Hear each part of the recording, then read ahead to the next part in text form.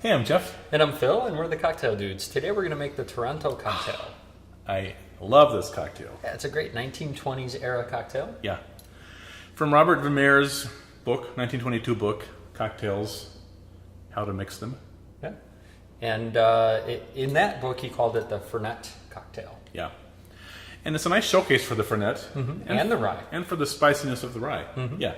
It's delicious. We use a lesser proof rye.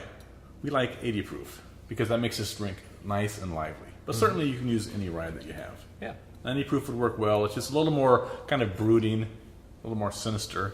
Mm-hmm. And as a little footnote to the cocktail recipe in his book in 1922, he said how this cocktail was admired by the Canadians of Toronto. Yeah, and somewhere along the way, it got changed from the Fernet cocktail to the Toronto cocktail. Yeah. So we don't know exactly where, but it doesn't really matter to us. Right. Yeah. But to honor the name Toronto and the Canadian city, we're using a Canadian whiskey. Mm-hmm. Well, it's actually made in Oregon, but it's from Canadian rye. Right. Yeah. Or you can use, like, where the Templeton is our next choice. Mm-hmm. That's also 80 proof. But the Canadian ryes, generally speaking, are a little more delicate, subtle tasting than an American rye, which we love in this cocktail. Yeah. We thought, well, let's do Canadian maple syrup to sweeten it instead of simple syrup. Yeah, that didn't work too. Yeah, then you couldn't really taste the rye at all. Right. So we'll stick with the simple syrup as was in the original recipe. We're going to start by putting 2 ounces of rye into our mixing glass. This is the Pendleton 12-year-old. Made in Hood River. There we go. Named after the big rodeo up the street, the Pendleton Roundup. There you go. Yeah, that's why there's cowboys on here, I think. And then a 1/4 ounce of Fernet.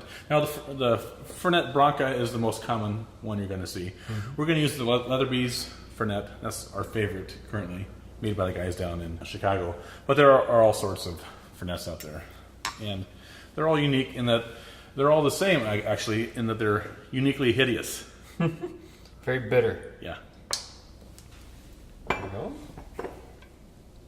There's the type of bitter that, like, you just, like, I have to have a little more of that.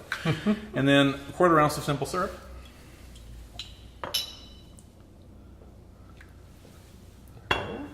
And 2 dashes of Angostura bitters. This is sort of a take on the old-fashioned. Right. Except instead of using a little bit of bitters like you would in the old-fashioned, you use like a 1/4 ounce of this Fernet. It's going to kill you. Now we're going to add ice to that. Stir it up.